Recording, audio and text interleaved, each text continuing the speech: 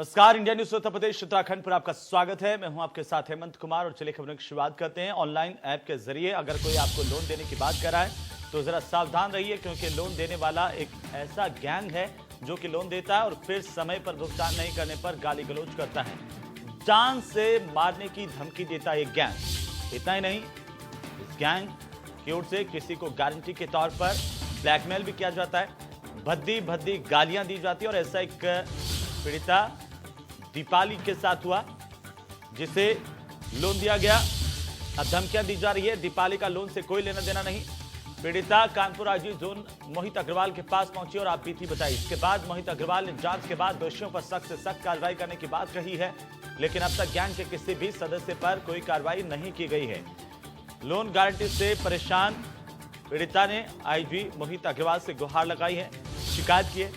Phone पर gang जान से मारने की धमकी देता है, ब्लैकमेल गारंटी के नाम पर किया जाता है, गाली गलौज की जाती है और पीड़िता ने आईजी से शिकायत की है। मोहित अग्रवाल से पीड़िता ने शिकायत की, फोन पर गैंग की ओर से जान से मारने की धमकी देने की शिकायत की गई और अब तक धमकीबाज गैंग पर कार्रवाई नहीं हुई है।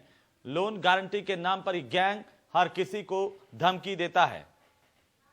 दिनों से मेरे पास व्हाट्सएप पे मैसेजेस आ रहे थे, कॉल आ रहे थे कि मेरे किसी परिचित ने लोन ले रखा है और उसमें मैं गारंटर हूँ। मेरे पूछने पर कि ऐसे क्या हवा में गारंटर बन गए, मैंने तो किसी साइन नहीं किया, आपने ऐसे ही पैसा ले लिया, उसके बाद मुझे गारंटर बता रहे हैं। उन्होंने कहा कि नहीं, आपका नंबर उन्होंने गारंटर में लिखवा रखा है और अब वो डिफॉल्टर हो गए हैं और उनका लोन मुझे देना पड़ेगा। मेरे मना करने पे वो मुझे गंदी से गंदी गाली, जो मैं अभी ऑन स्क्रीन नहीं बोल सकती हूँ, ऐसी गालियाँ दी। उसके बाद मेरे पास एक लड़के का कॉल आता है, वो भी मुझे गाली देता है। मेरे पूरे परिवार के पास सुबह से शाम तक ये गाली गलौज वाले फोन आ रहे थे। आज मैं आईजी ले रखा है तो सुबह से शाम तक क्या हमारे पास ऐसे ही वसूली वाले फोन आते रहेंगे? इस तरीके का मानसिक शोषण अब बंद हो, इसलिए आज मैं आईजी सर के पास ये कंप्लेन लेगी। सर ने एक टीम का गठन किया है और वो बोल रहे हैं कि सारे नंबर सर्विलांस पे लगाए जाएंगे और इस तरीके का जो भी नेक्सस है उसका पर्दाफाश करेंगे।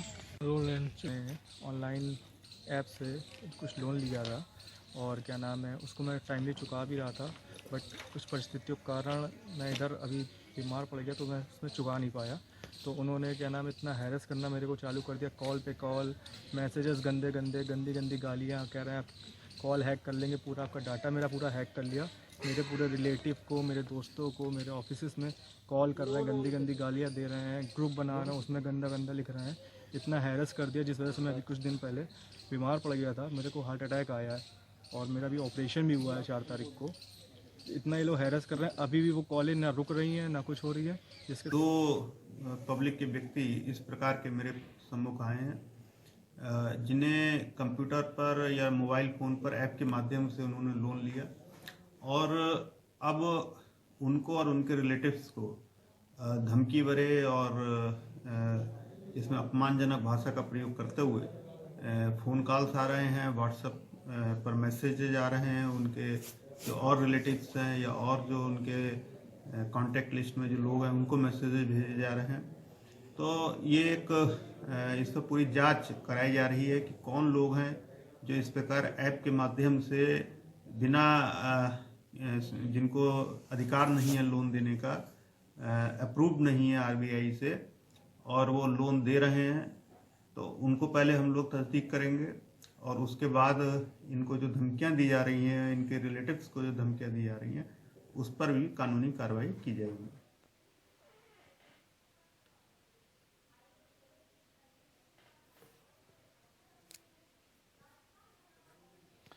तो चलिए ज्यादा जानकारी के साथ हमारे संवाददाता राहुल आजपेयी हमारे साथ कानपुर से जुड़ रहे हैं। राहुल, आखिरकार ये पूरा मामला क्या है, क्या कुछ जानकारी इस वक्त आपके पास है?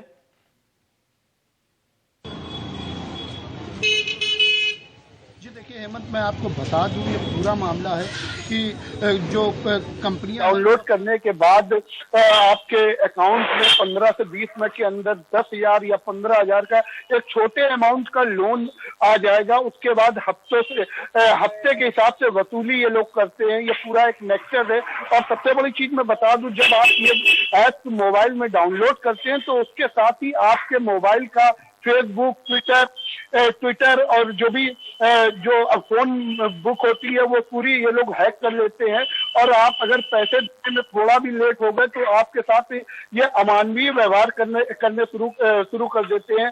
जैसे बड़ी बड़ी गालियां बकना शुरू कर देते हैं, व्हाट्सएप ग्रुप बना देते हैं जिसमें आपके ऑफिस के लोग आपके परिवार के लोगों को जोड़कर उसमें गंदे गंदे मैसेजेस करने लगते हैं। कहीं ना कहीं एक बहुत ही बुरी स्थिति है। ये ऐसे एक नहीं कई लोग हैं कानपुर में जो शिकार हुए हैं। और मैं आपको बता दूं उस नेक्सस को गाजियाबाद और नोएडा से चलाया जा रहा है। ये पूरा एक हब है, जो पूरा गिरोह है जो इस तरीके बैठ के टेलीफोन में लड़कियां भी भद्दी भद्दी गालियां बकती हैं, और जो वहाँ लड़के होते हैं जो वहाँ काम कर रहे होते हैं उस कॉल सेंटर में, वो भी बुरी तरीके से भद्दी भद्दी गालियां बकते हैं, जिसका शिकार मैं खुद हुआ हूँ।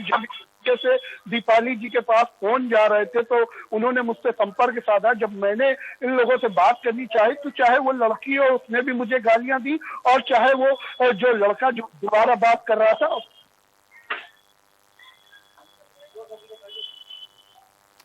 बिल्कुल राहुल, लेकिन ये कब से गैंग काम कर रहा है? और चूंकि देखिए पुलिस के आला अधिकारियों तक शिकायत पहुंची है, तो पुलिस का इस पूरे मामले को लेकर क्या कुछ कहना है? क्या कोई कार्रवाई अभी तक स्थानीय पुलिस से या पुलिस के अधिकारियों की ओर से की गई है इस गैंग के खिलाफ?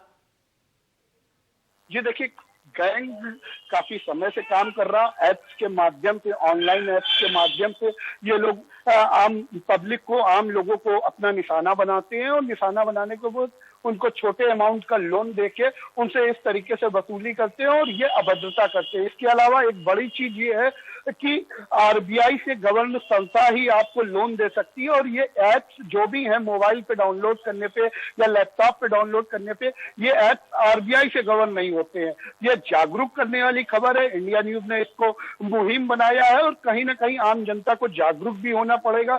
जो लोग मोबाइल्स का या जिस तरीके से मोबाइल से ऑनलाइन ट्रांजैक्शन करते हैं या जिस तरीके से इन ऐप्स के माध्यम से लोन लेते हैं, उनको जागरूक होना पड़ेगा, क्योंकि कहीं ना कहीं ये टोटली फ्रॉड है। और मैं बता दूं, कानपुर पुलिस इसके पीछे लगी हुई है। इसके नेक्सस का पता लगाया है पुलिस ने साफ तौर पे ये जानकारी दी है। कानपुर की भी पुलिस लगी है, गाजियाबाद की भी पुलिस लगी है। उन्होंने साफ तौर से ये जानकारी दी है कि एक कॉल सेंटर गाजियाबाद में चल रहा है और एक नोएडा में चल रहा है। ये पूरा हब है इनका, जिससे ये पूरे देश में बैठे हुए लोगों को ऑनलाइन लोन बांटते हैं, और लोन बांटने के बाद इस तरीके से अभद्रता, इस तरीके से उसकी जो बेइज्जती होती है वो करते हैं। जी लेकिन राहुल, सबसे बड़ा सवाल यही है कि आखिरकार इस तरह की गैंग पर कार्रवाई कब होगी और कैसे होगी, ताकि बाकी लोगों तक भी मैसेज जाए कि इस तरह से अगर कोई इंटरनेट के माध्यम से ठगी करता है, किसी को ब्लैकमेल करता है, तो उन पर भी कार्रवाई होगी। जी देखिए, आईजी मोहित अग्रवाल ने पूरा आश्वासन दिया है, टीम गठित करी है, टीम पूरे मामले की जांच कर रही, क्योंकि ये मामला पूरा साइबर क्राइम का है, और साइबर क्राइम के लिए कानपुर में साइबर थाना बना हुआ है, जिसको ये पूरा जो भी दीपाली श्रीवास्तव हो या जो सलील हो, उनके साथ जो भी ये पूरी घटना घटित हुई है उसकी पूरी जांच सौंपी गई है। बाकायदे जो भी साइबर क्राइम के एक्सपर्ट हैं उन्होंने ये जानकारी जुटा ली है कि ये गाजियाबाद और नोएडा में इस तरीके का पूरा एक नेक्सस है, और जल्द से जल्द पुलिस अब इस पे कार्रवाई की बात कह रही है। जी लेकिन राहुल, चूंकि मोबाइल पर ऐप के जरिए ये गैंग शिकार बनाता है, तो जाहिर सी बात है कि काफी संख्या में लोग इसके शिकार हुए होंगे। क्या और भी शिकायतें इस तरह की कानपुर में सामने आई हैं?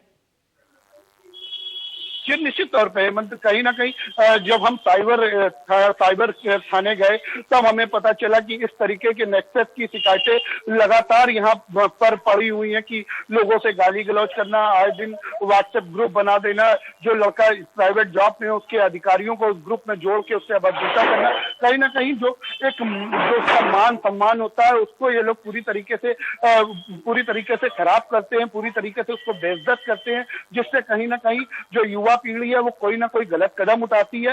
इसी के चलते इस पे आईजी मोहित अग्रवाल ने कार्रवाई की बात कही है। जी लेकिन आईजी की ओर से अब कार्रवाई की बात कही है, तो राहुल, इस बात की उम्मीद है कि कार्रवाई होगी। लेकिन सवाल इस बात पर आकर के कि अगर अब तक कई शिकायतें दर्ज की गई हैं, तो स्थानीय पुलिस की ओर से कोई कार्रवाई क्यों नहीं की गई?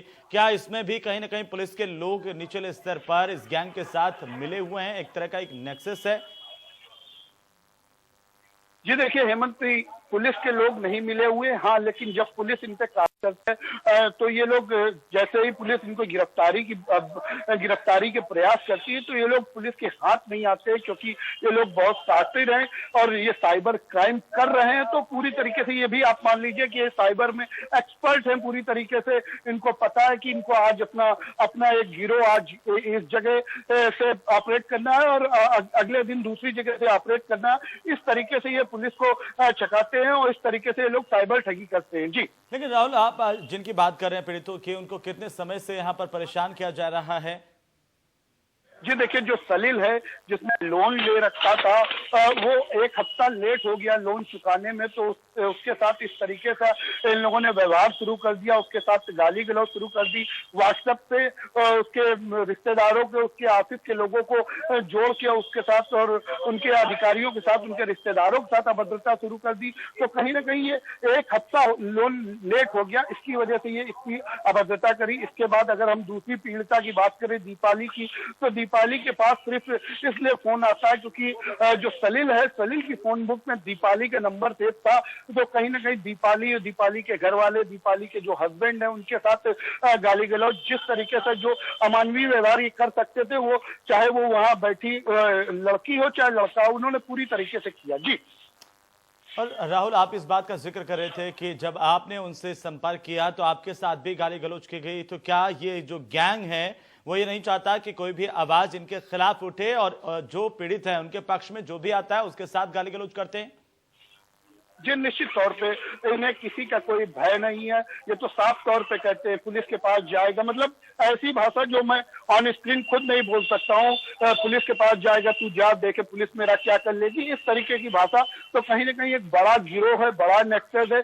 इसको तोड़ने के लिए आला अधिकारियों को, इसके अलावा उत्तर प्रदेश के जिन जनपदों में ये कार्य कर रहे हैं या नोएडा से ये जिस तरीके से ऑपरेट कर रहे हैं, गाजियाबाद से ऑपरेट कर रहे हैं, तो गाजियाबाद पुलिस हो चाहे नोएडा पुलिस हो चाहे कानपुर पुलिस हो, मिल के इस नेक्सस को तोड़ेंगी, तभी ये टूट पाएगा और तभी जो आम पब्लिक है वो ऑनलाइन ठगी के शिकार से बच सकेगी। और अब आम पब्लिक को भी चेतना चाहिए। जिस तरीके से ऐप्स के माध्यम से लोन ले लेते हैं, ये लोन इनको देने का ही पहली बात कोई अधिकार नहीं, क्योंकि ये आरबीआई से गवर्न नहीं होते। जी बिल्कुल राहुल, और इस तरह से तमाम कानूनों को दरकिनार कर ये गैंग संचालित